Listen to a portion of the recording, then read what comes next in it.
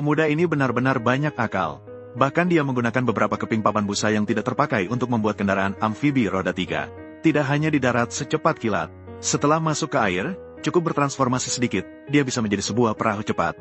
Lambung kapal yang ringan membuat kecepatannya saat berjalan semakin mengagumkan. Selain itu, pembuatannya juga sangat sederhana. Pertama, potong papan busa sesuai ukuran. Kemudian, sambungkan dan rekatkan dengan lem. Membentuk satu papan busa yang utuh. Lalu, gambar garis besar bentuk kapal dengan alat. Dan gunakan kawat pemanas listrik untuk memotong mengikuti garis tanda. Setelah itu, balut badan kapal busa dengan kain serat kaca.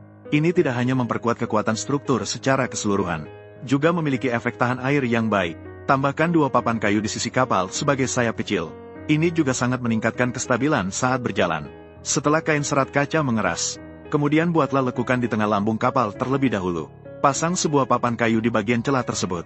Seperti pemasangan sistem tenaga berikutnya. Pemuda ini adalah satu-satunya mahasiswa di desa kami. Dia mengambil jurusan manufaktur mesin. Saat liburan ini, dia pulang ke rumah. Melihat ayah bekerja keras demi pendidikan dirinya, maka dia bertekad bulat menggunakan uang yang diperoleh dari kerja paruh waktu di sekolah. Membeli beberapa bahan. Membuat sebuah kendaraan amfibi roda 3 untuk ayahnya. Ibu memarahinya. Menganggap keluarga sudah dalam kesulitan. Dia belum mengerti cara berhemat. Namun pemuda itu mengabaikan penolakan ibu. Memutuskan untuk menyelesaikan pembuatan ini. Setelah produk jadi diperlihatkan, ayah yang tua sangat terkagum-kagum setelah melihatnya. Kendaraan amfibi roda 3 ini tidak hanya bisa mengangkut barang. Mengangkut orang menyeberangi sungai juga bisa menghasilkan penghasilan yang lumayan. Kecepatannya hingga 60 km per jam. Muatan penuh dapat menampung 500 jin barang. Ayah memuji bahwa dia memiliki anak yang baik.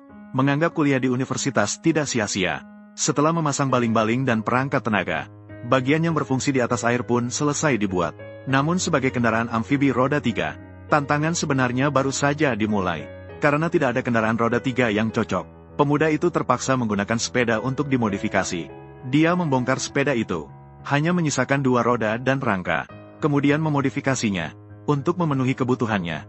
Setelah ban dimodifikasi dengan baik, kemudian dirakit bersama lambung kapal.